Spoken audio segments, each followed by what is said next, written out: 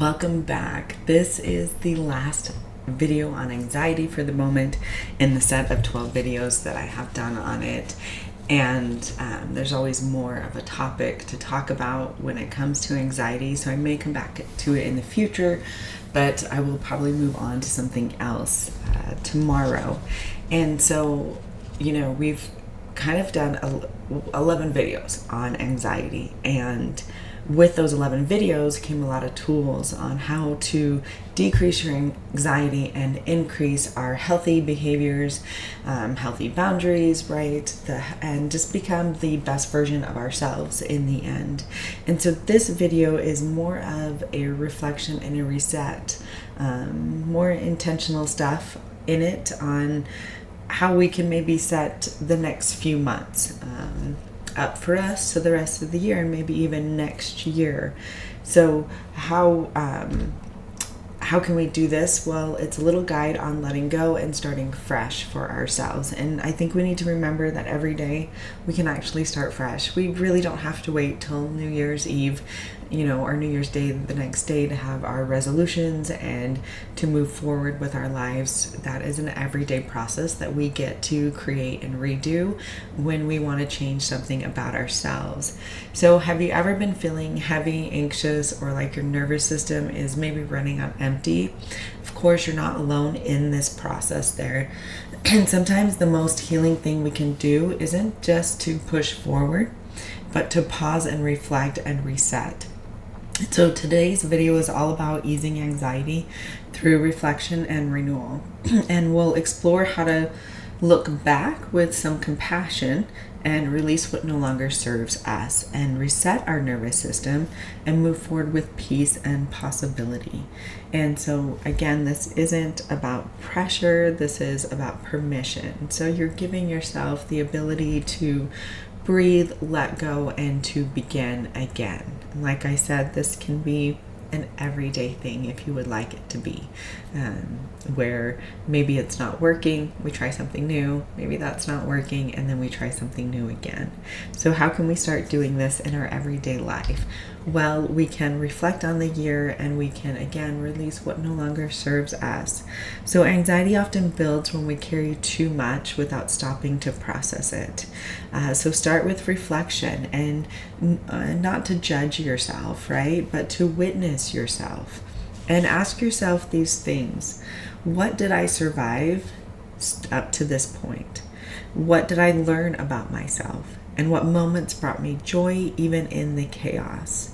And you're allowed to be proud. You're allowed to grieve. You're allowed to name what was, so you can release and what no longer, comes with you going forward.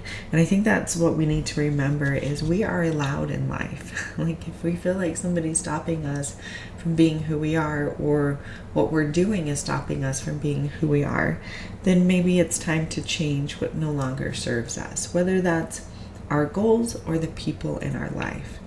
And so again, release what no longer serves you, right? So old stories, I'm too much, I never finish things, habits that drain you, expectations that aren't even your expectations, and try a release ritual to help.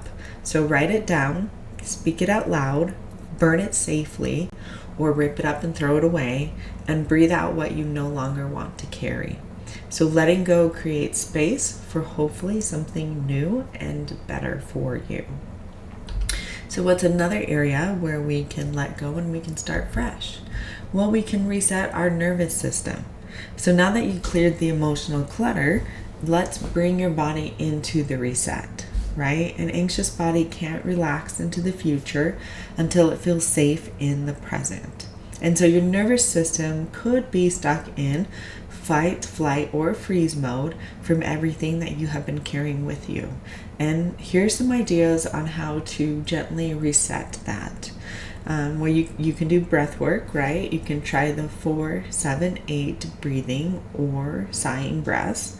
Movement, so some gentle yoga, some stretching, maybe some walking bare feet. Sound, play some soft music, hum or speak affirmations out loud. Touch, use a weighted blanket, hand on your heart, self-holding, and stillness. Sit in silence with one hand on your belly and one hand on your chest. And say this to yourself: it's safe to slow down. I don't have to rush, and I'm allowed to feel calm. So again, you don't need a full transformation, but just a return to the presence. So what's another area in our lives where we can start working towards this? Well, we can look ahead with intention, and we can anchor in possibility. So this is, I think, the most beautiful part of it all, is reimagining ourselves.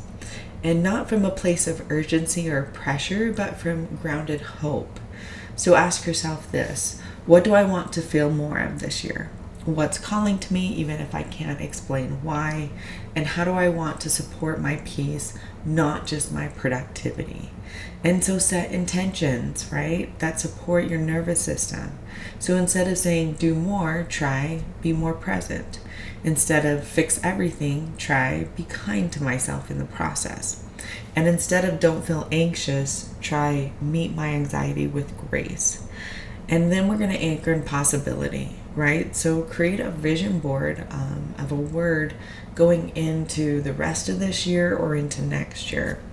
Write a letter from your future self and say daily, this is a space for peace. There is room for joy. And your anxiety does not define your future. Your intention does. I was watching a TikTok video the other day, and on it said that, you're in a place that you created or that you wanted to be in, right? That you were working towards years ago, and now you're here. And so enjoy the moment of that. It may not be what you fully envisioned it was, but you're there in the space. And so live it with intention. And if there's anything you want to change about that space, right, reflect upon it and reset and go forward from there. And so your anxiety does not have to define your future. Your intentions really do define your future. And of course, if we don't have intentions and we're just living life and kind of rolling with the flow, that's one way to live. And some people do like that, and that is great. But that does not always bring us to our goals and to the future that we want. It's more like life creates that future for us.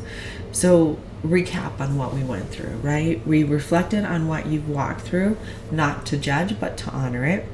You release the heaviness that no longer belongs to you. You look ahead with intention that nourishes and doesn't deplete us. And you anchor in the possibility that your life can feel lighter, one choice at a time. So you don't have to do it all today, right? You just have to come back to yourself, one breath, one moment, one reset at a time. This goes along with what I've said in the past, where, if you want to make some choices that are different, well, we need to start in small steps. We don't have to take off a big chunk of what we want and just start going for it, because that can feel very overwhelming. So we start small, and then we start working towards the future in what we want in the end. And so remember that you are actually really worthy of a reset. And you are always, always allowed to begin again. Like I said, it doesn't have to start on New Year's Day. It can start today or tomorrow or next month. That is entirely up to you. And so now we're here at my favorite part, which is the comment section. I would love for you to comment on your reflection and reset. How is that going? Is it working? Do you need to tweak it a little bit? Do you realize that you need to do this and you haven't been, so you're having a hard time, not sure where to start? Drop your comments below. I would really love to hear them. And then here comes the next part of my favorite section, and that is to kind of talk about the 2 journals that I have put out there for those people who maybe struggle with meeting in person with somebody, or maybe talking with people. And so hopefully these journals will help you work through some items in your life in a way that's a little bit better for you, or it can be a supplement to what you're already doing. And so the self-love, self-discovery, and self-discipline one It's all about you, right? So self-love reminds us that we are worthy, not someday, but now. Self-discovery invites us to listen to our own voice, to reconnect with who we really are beneath all of that noise. And self-discipline, well, that's the quiet commitment to keep showing up for ourselves each day, each hour, even when it is hard. And so both of these journals are really your space. And it's not about perfection ever, it's about presence. And it's about tuning in, being honest with ourselves, and holding a space for our healing, our growth, and our truth. And so when it comes to the anxiety journal, know that anxiety does not mean that you are weak at all. It just means your body is really trying to protect you from something. But what if you could meet that fear with kindness instead of criticism? So Anchored in Kindness is more than a journal. It's just a soft place to land with your thoughts racing and when your heart aches. You do not have to fight your anxiety. You can listen to it and you can still choose peace. Hope you guys all have a great day.